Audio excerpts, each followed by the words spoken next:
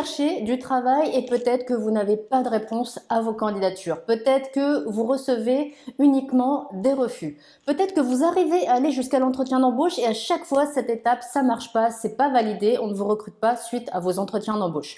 J'imagine que si vous êtes dans l'une de ces situations, forcément vous en avez marre, forcément que ça décourage et forcément que peut-être vous avez envie d'arrêter, tout simplement, vous n'avez plus la motivation pour continuer à postuler. Si vous êtes dans une de ces situations-là, si vous avez ce sentiment-là, il va falloir clairement vous arrêter un moment, mais mettre à profit vraiment ce moment. S'il y a quelque chose qui fait que ça ne marche pas, que ce soit dans vos candidatures, que ce soit en entretien, il va falloir réussir à mettre le doigt dessus. Donc c'est pour ça qu'il faut s'arrêter et il faut réfléchir à ça.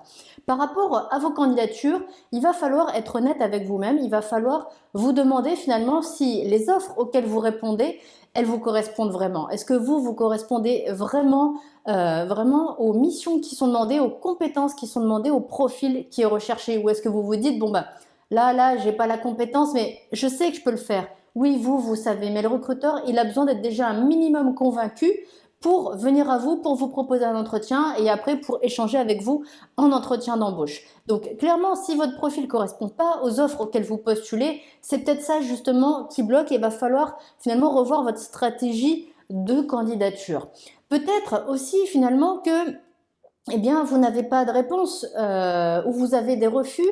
Et là, il y a peut-être une marge de manœuvre pour demander un retour aux entreprises. Et même si ce n'est pas toutes les entreprises qui vont répondre, hein, soyons d'accord, il y a des entreprises quand même si c'est qu'une ou deux, qui vont vous dire pourquoi elles ne se sont pas positionnées sur votre candidature. Eh bien, c'est des informations qui sont précieuses parce que s'il y a un recruteur qui ne veut pas votre candidature pour une raison précise, ça veut dire que peut-être il y a 3, 4, 5, 10 recruteurs qui vont avoir les mêmes raisons. Donc, si vous savez ce qui ne marche pas avec même un recruteur, ça peut vous permettre finalement d'éviter des erreurs dans vos candidatures ou de vous repositionner sur certaines offres en particulier. Et là, peut-être que ça va mieux passer. Donc, clairement, il faut identifier le problème pour essayer de le résoudre et donc ne pas le reproduire dans les prochaines candidatures.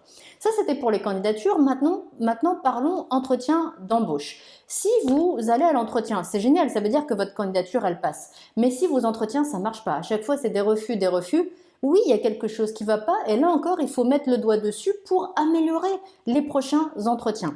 Donc, il faut vous poser des questions par rapport à ça si vous n'avez pas eu de retour clair du recruteur. Il faut vous demander vos compétences, est-ce que vous en avez bien parlé? Est-ce que vous les avez expliquées? Est-ce que vous les avez développées? Est-ce que vous avez bien fait le lien avec le poste que vous visez? Est-ce que vous avez donné des exemples de ce que vous savez faire pour bien faire comprendre aux recruteurs ce que vous savez faire, ce que vous avez déjà mis en œuvre sur un terrain professionnel?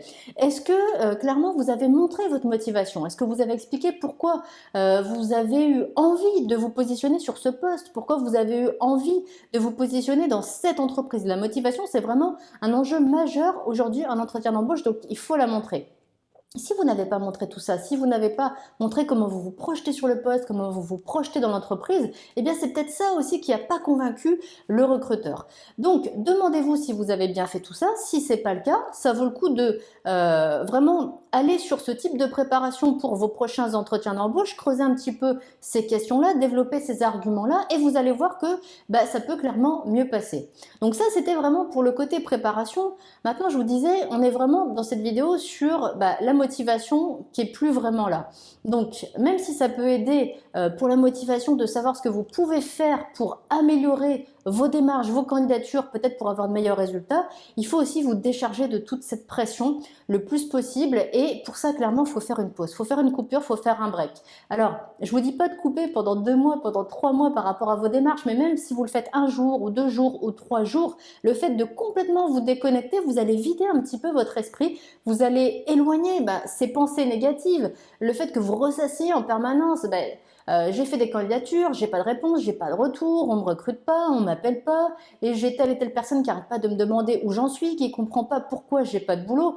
Tout ça, ça rend fou au bout d'un moment. Donc faire une coupure, ça peut vraiment faire du bien, ça peut vraiment vous décharger de ce stress et de cette charge mentale.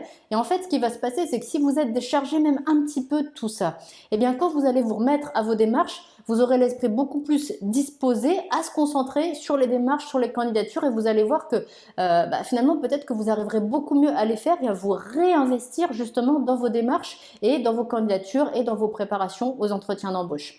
Donc essayez ça, faites ça, mettez-moi en commentaire ce que ça donne, mettez-moi en commentaire ce qui ne va pas, mettez-moi en commentaire vraiment peut-être la situation dans laquelle vous êtes en ce moment et je vous répondrai vraiment avec grand plaisir. Si je peux vous aider à avancer, à débloquer certains points, je vous aiderai avec grand plaisir. Et puis, allez voir ce qui se passe en dessous de la vidéo. Je vous ai mis un petit cadeau, une checklist des points clés pour réussir vos entretiens d'embauche. Maintenant, je vous dis bon courage et à bientôt dans une prochaine vidéo.